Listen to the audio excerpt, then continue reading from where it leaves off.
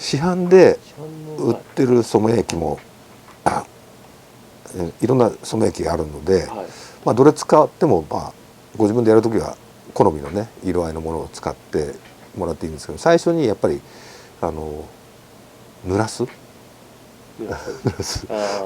霧吹きでシュッシュッシュッと濡らす。なぜ濡らすかというと、繊維がこう防潤するっていうか、こう開いてきたところに一回塗ってあげて、それ乾いてくるとギュッと締まってくるんで、中に入りやすいとか一回。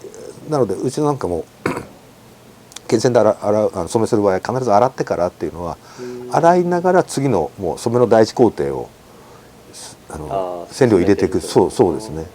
その時から塗ってもいいんですけども、要は汚れもあったりしたものの上に乗ってもなかなか乗りにくい、一回シュシュってこう濡らしてあげて、繊維をこう防潤させてあげる、広げてあげて1回目塗ってあげると。で乾いたらばまた2回目はハケでいいのに2回目塗ってあげる。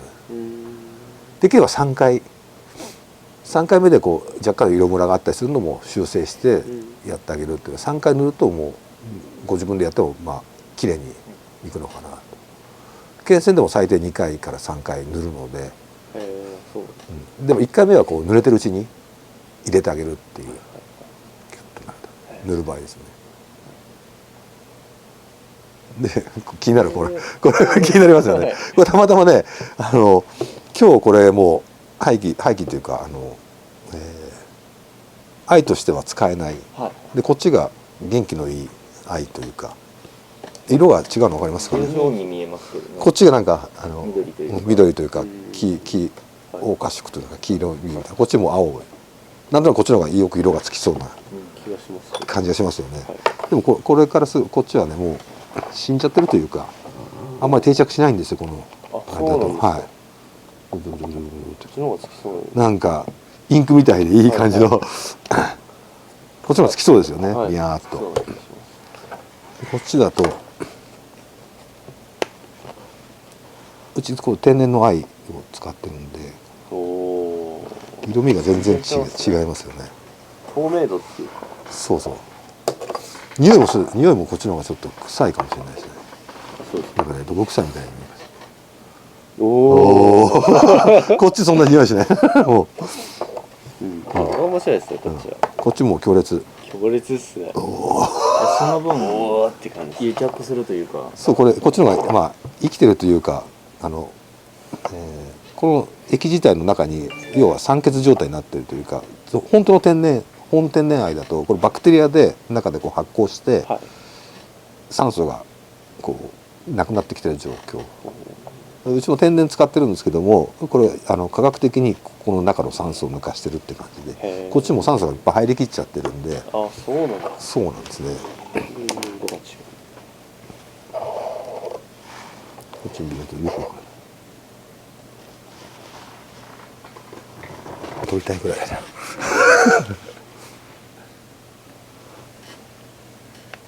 違いますよね、色がね。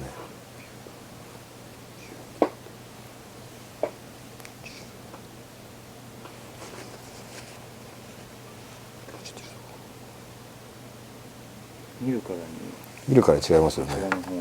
こっちの方が元気がいい。でこれ面白いかね。発色剤、まあ水でもいいです。まあ空気でも本当はいいんですけども、水でも何でも空気でも発色剤入れるとこれ変わんないですよ、こっちはこれ入れるとこの時にガッとこう発色していい感じだ。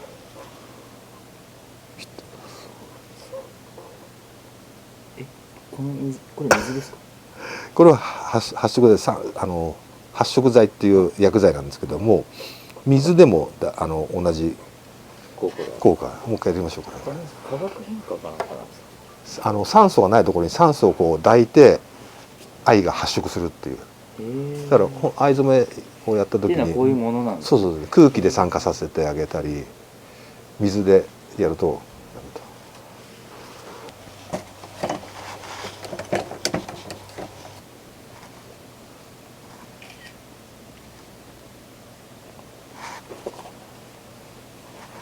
多分水でも薄まっちゃうだけかな。水だとやっぱダメですね。ちょっと青くなってるの分かりますかね。はいはいはい。これだんだんこれでちょっと水入れた。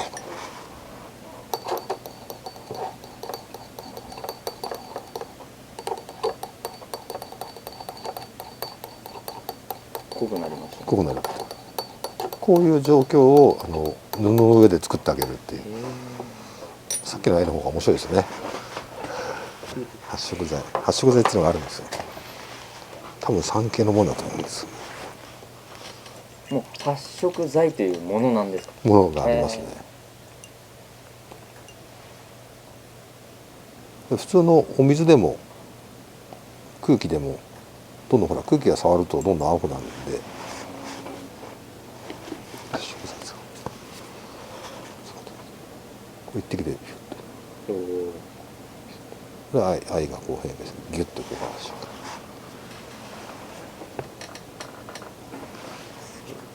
こっちは全然入れてもなんない。そうですね。そうだからこの色の時に塗ってあげて空気で置いといてもどんどん青く変化していくという。それ多分藍の色でも赤みがかったところからこういう色の紺の色までってなんか幅があるじゃないですか。はいはいはい、よく袴でもちゃんと赤みがかってるなって。ありますあります。あれねこのあれが若い時って赤から徐々にこう青くなるみたいな感じでこうなるともうあんまり染まんないっていうか乗らないんですよね。こうなっててこの上でパッと発色してあげるとのりがいい定着ですね。定着がいいって感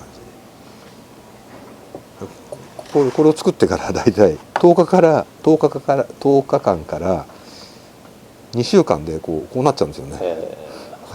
そうするとこれもう使えないみたいなこういううちにこうバーってやって発色させてあげるっていう作業。この液を袴にバーってつけてその後に発色剤つけるのうちは袴とか稽古着は染めやってないんですよ、はいはいはい、大変なんで大変なんで通常は染め屋さんだと糸をこういう中にビャーってつけて絞って水で洗ってまたつけてっていう繰り返しがそういう反物屋さんいろんなやり方があって、はい、それをこの順番になんかいろいろとこう桶みたいな要は染料が入ってるところにどんどんつけてって濃くしているところもありましたし、はい、一番京都で見たのはこう桶の中に反物がバーッと流れていって上がってくる最初こういう色なんですよね。それが時間が経つと真っ青にこう変わってくるっていうのはあこういう原理で定着してくるんだっていうのが。でも市販されてるのは多分どうなんでしょうね。